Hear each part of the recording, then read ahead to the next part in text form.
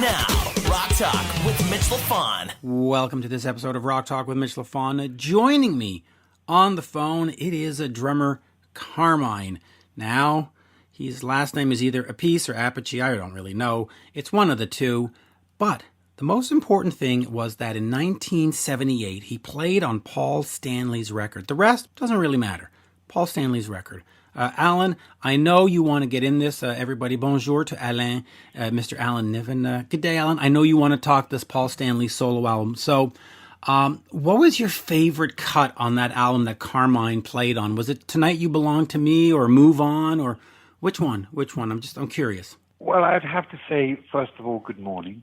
And secondly, I would say that as far as Carmine Appice's curriculum vitae, it is very extensive and only goes up from the low of appearing on a Paul Stanley record.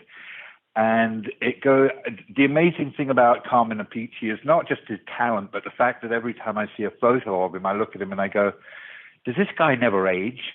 I mean, he was playing in major bands when I was a nipper, when I was a little lad in England running around in the countryside. I first became aware of him with a band called Vanilla Fudge that I kind of took a shine to. Then he moved on to a band called Cactus, which was promising. And then he was in Beck, Bogart, and Appice, BBA, with Jeff Beck and Tim Bogart, who was in Vanilla Fudge with him. And I can recall seeing them when I was a nipper back at the Oxford Polytechnic back in the United Kingdom. And they were stunning. Absolutely brilliant. So yeah, he's been playing in major bands and on major records for years. Since he must have been in Noah's Ark. You know, if you remember that band. Yeah, and Do You Think I'm Sexy? Don't answer that. That's a song he wrote. I was going to say. Very famous for Rod Stewart. Incredible. Yeah, there was an appalling moment that felt like... Oh, my God.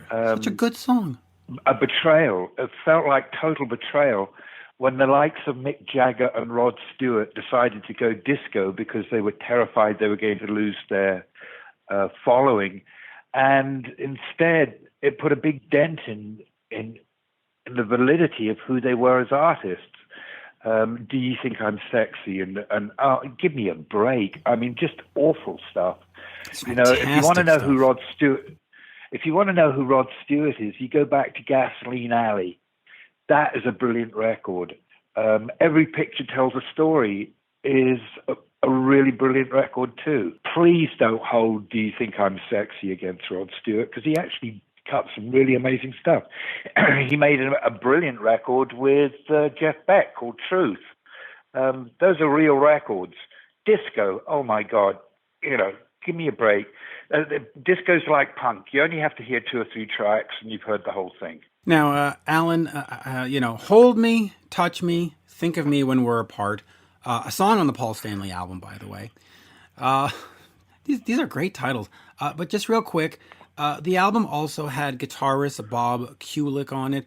Bob was a friend of mine for the last 6 months. We spoke almost every single day on the phone about David Glenn Isley, about SpongeBob, about Sweet Victory, about his time with the Kiss Camp and playing on Alive 2. And I just want to take a moment just to say, may he rest in peace. It was a great loss for me personally, and of course for music fans. And so, just a quick moment to say rest in peace to Bob, and of course Bob and Carmine on the same album. You just know the musicianship is fantastic. Anyway, any quick words on Bob? Alan, did you ever get a chance to meet him out in that LA scene? Was he ever at the Whiskey or the Rainbow or the whatever, and you bumped into him?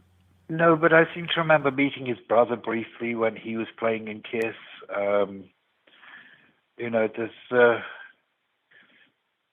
when somebody passes, one can only pause and think of them for a moment and rue their passing and hope that those that he loved and who loved it, loved him, are dealing with the situation okay.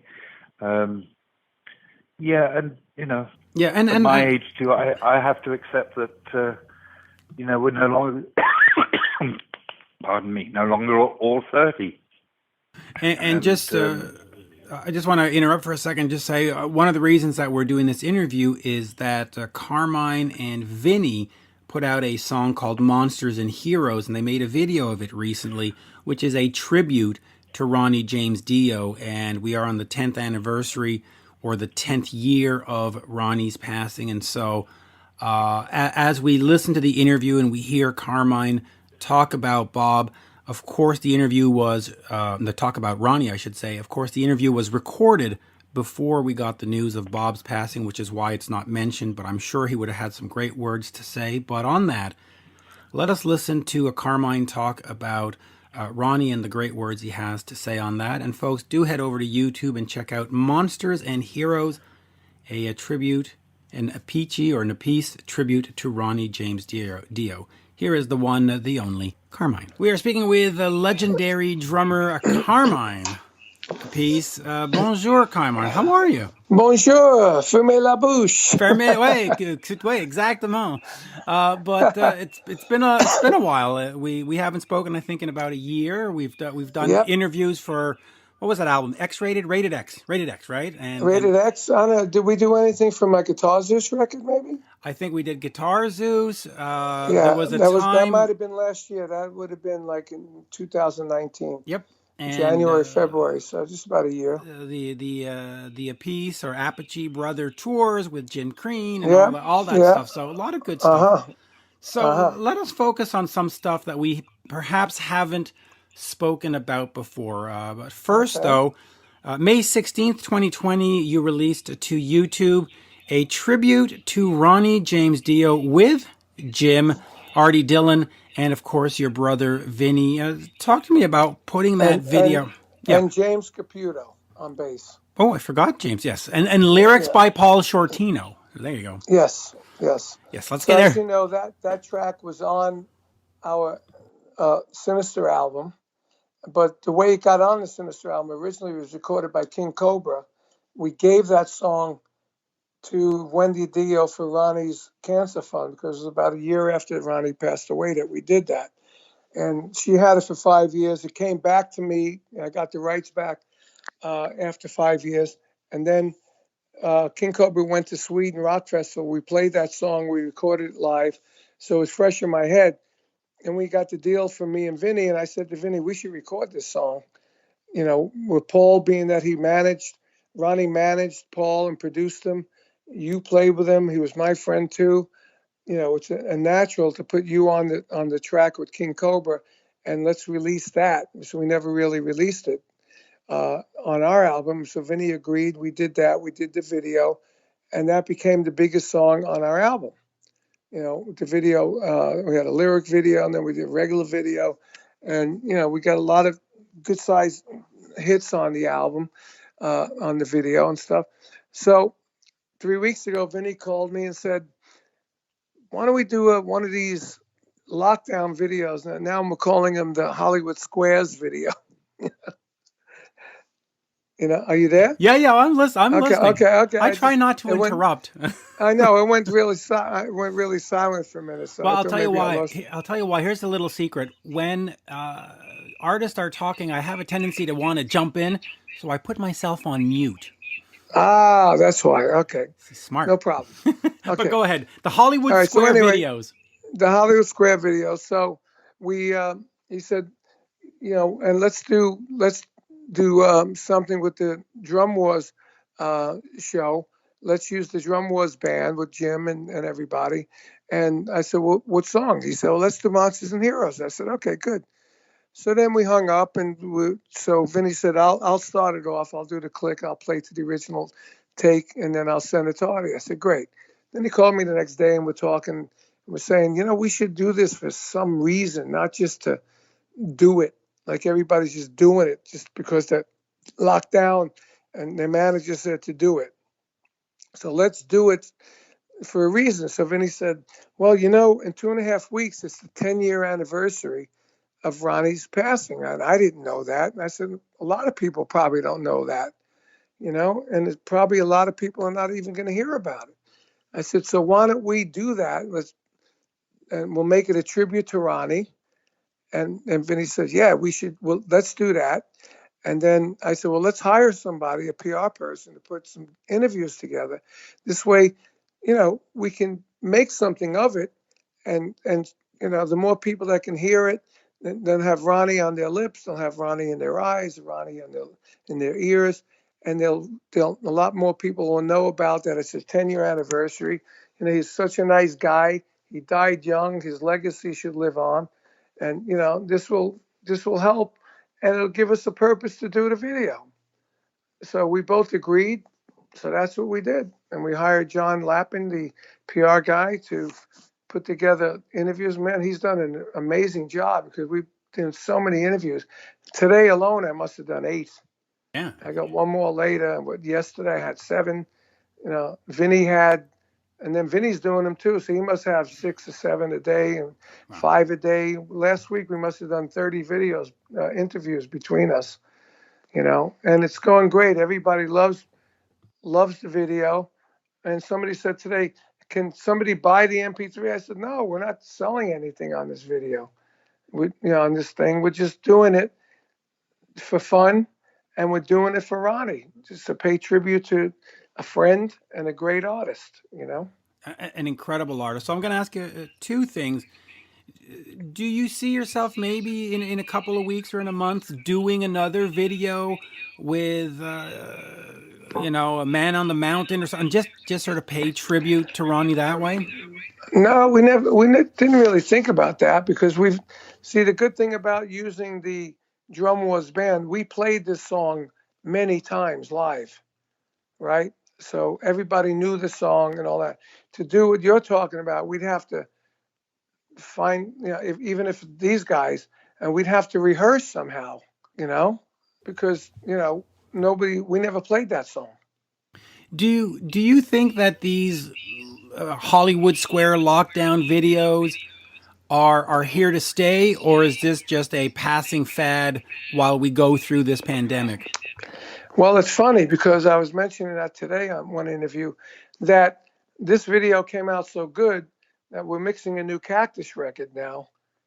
And I'm thinking, for the price of one normal video, I could probably do 5 of these videos like this. But even in some of the screens, we could put things in it.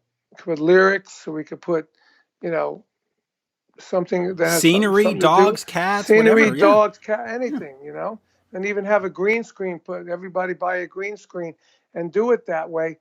And you can, instead of doing one video for an album, you can do 5. Be great. And it would be a good idea. As long as you see, we did it. I think we did it a little different than most people have been doing it, because instead of having it where the camera's on the guy and the drummer, the bass player, the guitar player, and it just stays there, But we had the cameras, the scenery moving with the song, which really gave an energy to the video itself, and it kept the energy of the song that we had going. It kept it all together, and it kept the whole piece had a great energy then. Versus if we would have just kept 5 screens and we played the song, it would have looked okay and sounded good, but it looks much better with the scenery moving. You know what I'm saying? Oh, I fully agree. I do want to ask you about this because on April 25th, I posted on Twitter, on this day, the Blue Murder album comes out, and I added a little comment of, hey, you guys should get together and do something else. And you replied, actually, and said, well, hey, if you can phone John, I'm in. Right? Yep. Which I thought was a great little comment. And trust me, your little comment ended up getting like 100 extra comments from fans, or 200. It set the little Twitter world on fire, which I thought was good. But just talk to me about that, because we've gone over this before. It is a frustration that you had this magical band, and then one of the parts just, right? Yeah, you just won't do it. I mean, and it's it's sad what is it, because the band, even when we got together a couple of years ago and just played at John's house, he didn't sing, but we played, and it just had the magic. Now I don't know what the deal is. Maybe he's insecure about the vocals because we're talking about a long time ago. Maybe he can't sing up high like that. I know my voice started changing when I was his age, and I don't know if it's that or what it is, but when we played together it was magic. And then a year ago, I met him at the Heavy Metal Hall of Fame, and he was supposedly finished an album and he was releasing, and Tony was going to go on tour with him with some young black drummer. And I met the drummer, and John said, "Can you meet the drummer? He's a total freak fan of you." And I said, "Sure." So I met him. I said to John, "Look, when you're done with this, and maybe we can finally get this out of your system. Maybe we could finally go on the road and do some gigs with Blue Murder as Blue Murder, because the audience would love to see that." And he said, "Yeah, well, maybe when I'm done with this." And then I find out he had a problem with the label, and that record never came out. And the whole year went by and nothing happened. And now here we are, 5 months into the new year, and still nothing happening. And Tony was going to play with him. I said, "What's going on?" He goes, "I don't know. Forget it. Nothing's happening." So I don't know what the deal is. I really don't know. I mean, I just love to keep playing and keep doing things. Yeah, it's a shame, and if it is an insecurity, he doesn't have to worry about it. I think fans are willing to accept the band doing whatever you have to do, tune it down, sing them slower, whatever. I don't think. Yeah. I think they just want to see you play. I know. I mean, I don't get it. I mean, I could see if he thinks the band sucked, but we played together and it was incredible. I mean, me and Tony, we went on to do that whole Guitar Zoo series. That's the closest thing you're going to get to Blue Murder. Is that those albums? Because even had Kelly Keeling on that sang on the second album, on that song "I'm on Fire." What a song that is on that second album! Oh my God! And, me, Tony, Kelly, and John. It was murder. So I don't know. I don't think it's ever going to happen. And the live album is to die for, but I don't think you were playing on that one. That was Tommy or something playing on that one. Yeah, that was a guy named Tommy, but But still, there was nothing like. I mean, there's some videos of Blue Murder live in Tokyo that me and Tony found, and we both watched, and we both called each other. "Oh my God, man!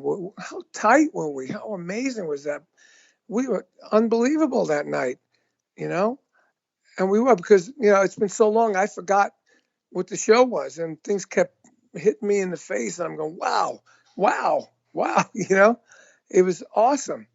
But it's just it wasn't like that with when he played with Malcolm Mendoza, who's a tremendous talent, great singer, and great bass player. And this guy Tommy, he was okay. He was drumming. He obviously learned a bunch of my fills, to do this thing, but it just didn't have that feel. No. It's all about the feel.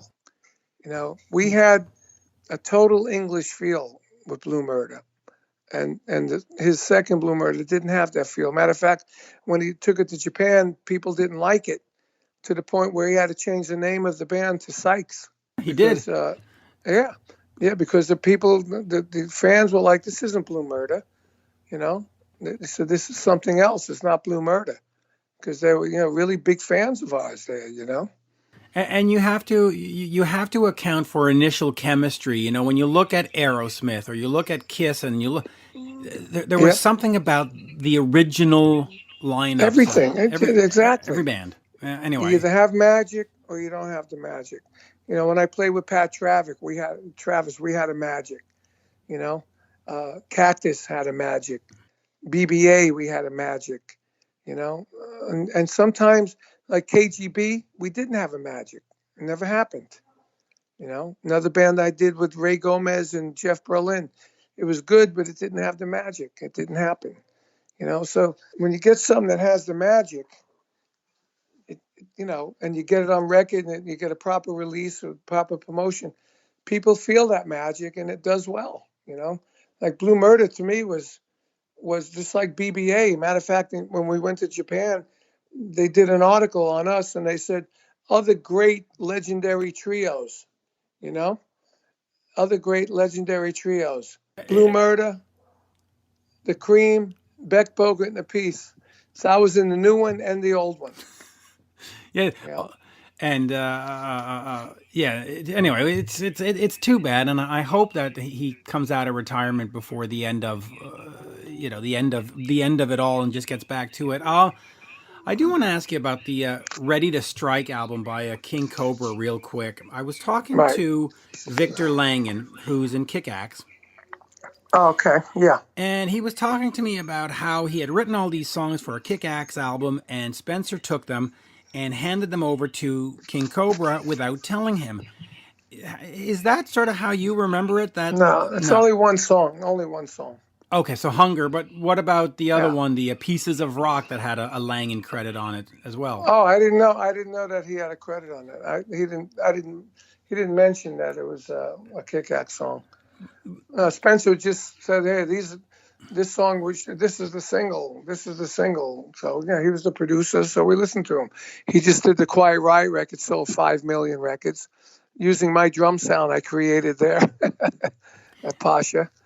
I went in there and created this drum sound with Wayne Barron. The first people that used it were Quiet Riot, and then I used it with me and Rick Derringer in the DNA record. But the Quiet Riot record, sold 5 million albums. But we didn't know. I didn't realize that this Piece of the Rock was from the same guy. Yeah, but I could see him doing that because he signed these guys, and he signed to the point where he owned the publishing, and so him as a publisher was pushing songs that he owned, on us, Of course. as well. But all the other songs we wrote, I believe. Breaking let Out, me see, Ready to Strike, Shadow Rider. I have him in front of me, so let's see. Tough Guys. Yeah, everything's got either a Proffer credit or a King Cobra as a band credit. So. Yeah, well, Proffer always stuck his neck in it, his face in it. Of course, stuck his face in it. Let me just pick up on we used to call him Spencer Prophet. Well, listen, he did make a killing for himself doing this stuff. But he did. When you talk about a drum sound for Quiet Riot, what do you mean? So you went in and sort of you set up the studio and set up the room. Yeah, you didn't play on it. No, I did an album. I did an album for with Ted Nugent. I brought Ted Nugent into that album, into that studio, Pasha, and then the drum sound we got out at the end of it, I didn't like. So after we did that album, I went in with Wayne Barron. I said, first of all, it's too padded up in here. We got to put some wood on the walls.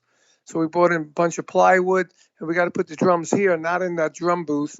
Put the drums here like I used to do with Andy Johns at Cherokee with Rod, and then have the sound bounce off the window from on the studio window, and put the room mics where the drum booth was, and we compress it and do this and use these mics. And I went through a whole rigmarole, and I experimented for days with him till we got the really good drum sound in the room and on tape. And then when they recorded Quiet Riot, they used my drum technique to get the drum sound for Frankie Banali. So I used to bust Frankie's chops and say, "Hey, dude, you got my drum sound on your record that sold 5 million." He goes, "Yeah, thank you." Okay, so that's the Nugent album that he did in '82. Yes. Yes. Since you mentioned Frankie real quick, have you spoken to Frankie recently? I know that he announced that he has pancreatic cancer, and then lately he said that he's been in the hospital 3 weeks out of the last 6 weeks. Oh, I haven't spoken to him lately. Last time I saw him was at the NAMM show, and he was out doing better. He was jamming. Yeah. And I didn't know he's been in the hospital the last 3 weeks. The last 3 weeks? Well, he posted on Facebook that he was 3 of the last 6 weeks, so 50% of the time he's been in, and he posted a picture of him with no hair, completely bald. And it breaks my heart. And he put out a GoFundMe link because he needs to help pay for the treatment. Oh my God! Yeah, and it's just it's heartbreaking. Oh, I didn't know that. Yeah. I didn't know that. Well, I gotta. What is it? GoFundMe Frankie Banali. What you know? What I'll look it up and I will text it over to you after. Yeah. But yeah, he set up a GoFundMe and Oh man. it I mean, come on, the guy he's been leading Quiet Riot. They getting good money and everything. Doesn't he have health insurance? I don't know what How his old is he? How old is he? How old is he? Do you know? you know what?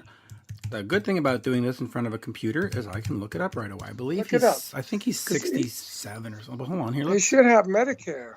Why would he have expenses? Well, you know, they're doing the cancer treatment. I mean, I can't speak for him, but they're doing the cancer treatment, and I'm gathering that it's very No, very but expensive. It says here that he was born in 51, so he would be about yeah, he'd 69. be 67. Yeah, he should have Medicare in the secondary. Maybe you don't have the secondary. Yeah, I don't know. Some of my friends, like Dwayne Hitchings, had Medicare, and I had to lend him $15,000 so he can pay off the medical bills. I said, dude, don't you have a secondary? He goes, no. I go, get the freaking secondary. Cost you $200 or $300 a month, and you'll have a secondary. You Now, know? as a Canadian, I don't understand that language. So when you say a secondary, that means like a second policy? Yes. In other words, Medicare pays 80% Gotcha. of all your medical, and then you buy a secondary. Like I have Blue Shield. You know, I pay like $300 a month. It started out at $150. As you get older, it gets more expensive. You know, but you get that, and they pay the other 20%, and some other things. When I had a problem in Europe, they paid the Europe a bunch of the Europe because Medicare didn't. They don't pay out of the country Medicare. You know, but so you get a secondary that so when you go to the doctor, have surgeries, you don't pay anything. Like I had a surgery done a couple of months ago. I was taken to the hospital in an ambulance. I've had these nosebleed problems. That's in my book, and I still get them, and I have to have a surgery when I get them. So I was taken there, and I just got a bill from the fire department for, I don't know, $1,300. So I called him. I said, well, we don't have your insurance on file. I said, oh. So I gave them the insurance, so that my insurance should take care of it. That's what it's for. So I don't know why Frankie should be on Medicare, and he should be, if he has any, if he knew about it, he should have the secondary. Yeah. Some musicians don't. But Frankie's always been a pretty good businessman, I thought. And, and he's the one that ran Quiet Riot. He owned the name. I'm sure he made the majority of the money of all the gigs, and they did a lot of gigs for big money. He still gets his royalties from his records that sell, airplay and everything else, I'm sure. Yeah. But I don't know why he. And then they did that documentary. He did that cheap. He sold it to Showtime. I'm not sure who made the money on that, but I don't understand why he did a GoFundMe. Yeah, I'm not sure of the specifics. I'm just assuming that the treatments are exceptionally expensive, and at some point, the insurance is just not covering it. It's just going too fast. And anyway, if you do have a chance, you should give him a shout. I'm going to give him a call. See Yeah. how he's doing. Yeah, absolutely. And I don't want to just move on from this, but I am going to ask you quickly about something that you were with him on, and we'll tie it all together. Hearing Aid, you did some backing vocals. It was Ronnie's project. Frankie was on it. Yeah. Just a quick memory of that project. And as a fan, I'm frustrated that it's not made available now, where you can go buy a CD and you can. I would love to see it put back out there, and maybe now the Hearing Aid could go to help crews that aren't working right now, and sound men, and maybe guys like Frank, because it was a charity CD. Yeah. Let's put it back out.